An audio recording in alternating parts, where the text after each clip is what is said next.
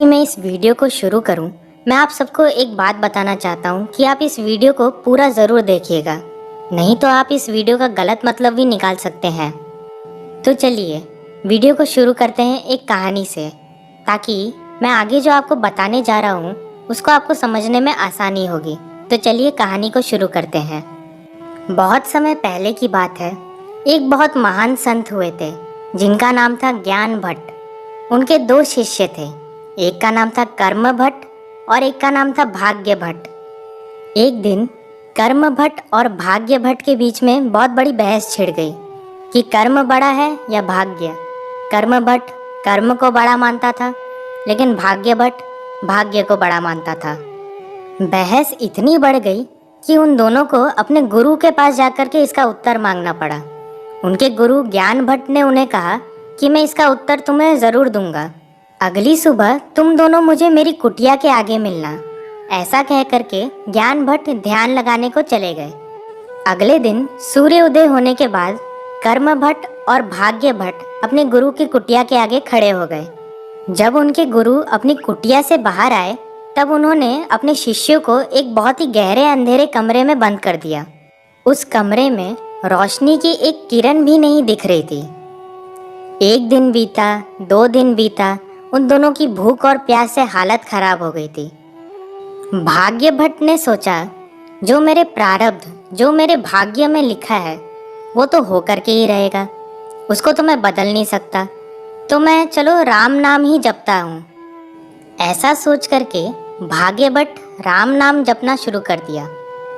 मगर कर्म भट्ट को ये मंजूर नहीं था।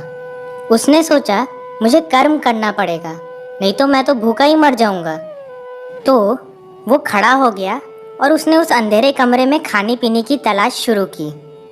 कभी उसका सर किसी चीज़ से टकरा जाता था, कभी उसके पाँव में चोट लग जाती थी, मगर वो थका नहीं, वो हारा नहीं। वो खोजता रहा उस कमरे में। आखिर में उसको एक मटका मिला। जब उसने उस मटके के अंदर हाथ डाला तो उसके अंदर उसको चने मिले। उन चनों को वो पा करके इतना खुश हो गया जैसे कि उसको अमृत मिल गया हो। फिर क्या, वो बैठ करके उन चनों को खाने लग गया। चना खाते खाते कभी कभार उसके मुंह में कुछ कंकड़ आ जाते थे, तो वो उन कंकड़ों को भाग्य भट्ट को दे दिया करता था। अगले सुबह जब उनके गुरु ने उस अंधेरे कमरे का दरवाज़ा खोला, तब कर्म भट्ट का तो पेट अच्छे से भरा हुआ था, लेकिन उस बेचारे भाग्य भट्ट का पेट पूरा खाली था। कमरे का दरवाज़ा खुलने के कारण जब उस कमरे में रोशनी आई, तब कर्म भट्ट के तो होश ही उड़ गए। कर्म भट्ट भाग्य भट्ट को जो कंकड़ समझ करके दे रहा था ना, वो कंकड़ नहीं थे, वो सब हीरे थे। इस कहानी से आप क्या सीखे, इसको मेरे को कमेंट करके ज़रूर बताइएगा। अब ऐसा है कि ये जो कहानी है, इसका अर्थ हर इंसान के लिए अलग अलग होगा। जैसे एक ही बारिश का पानी सभी पेड़ पौधों में एक साथ गिरता है, फिर भी किसी पेड़ के लाल फूल आते हैं और किसी पेड़ के पीले फूल आते हैं। अब हम बात करते हैं कि कर्म बड़ा है या भाग्य बड़ा है। ऐसा है कि कर्म और भाग्य ये दोनों एक दूसरे से बहुत रिलेटेड हैं। दोनों में से कोई भी छोटा या बड़ा नहीं है। अगर आप अच्छे कर्म नहीं करोगे तो आपका अच्छा भाग्य नहीं बनेगा, और अगर आपका अच्छा भाग्य नहीं होगा तो आप कर्म भी ठीक से नहीं कर पाओगे। भगवत गीता के 3 अध्याय के 8वें श्लोक में भगवान श्री कृष्ण अर्जुन को कहते हैं कि अपना नित्य कर्म करो, क्योंकि कर्म ना करने की अपेक्षा कर्म करना श्रेष्ठ है। कर्म के बिना तो शरीर का निर्वाह भी नहीं हो सकता।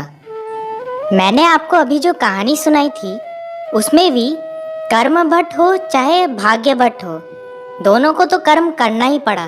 एक ने साधना की थी तो दूसरे ने खाने की तलाश की थी। कर्म करने से कोई भी मुंह नहीं मोड़ सकता, और अगर आपने कर्म किया है तो उसका फल तो आपको मिलेगा ही।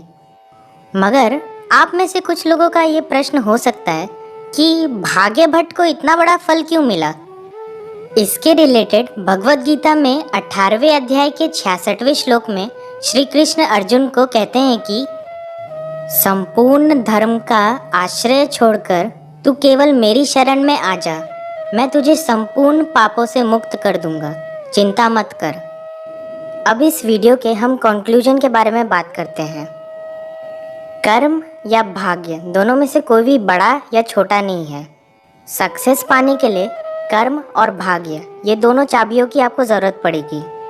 जैसे बैंक में हम जब अपना लॉकर खोलते हैं तब उसकी एक चाबी हमारे पास रहती है और उस लॉकर की एक चाबी उस बैंक के मैनेजर के पास रहती है। ऐसे ही हमारे पास कर्म की चाबी है और भगवान के पास भाग्य की चाबी है। जब तक ये दोनों चाबियाँ सक्सेस के ताले में नहीं जाएंगी तब तक हमको सक्सेस भी नहीं मिलेगा। इसलिए हमको कर्म तो करना ही चाहिए और उन सभी कर्मों को भगवान को अर्पित कर देना चाहिए। यही निष्काम कर्म योग का सिद्धांत भगवत गीता में भगवान श्री कृष्ण हमको देते हैं। अगर आपको ये वीडियो पसंद आई हो तो इसे लाइक कर दीजिए, अपने दोस्तों रिलेटिव सबको शेयर भी कर दीजिए और मेरे इस चैनल सब्सक्राइब भी कर दीजिए।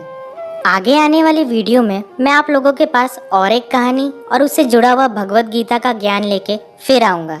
तब तक के लिए आपका बहुत बहुत धन्यवाद।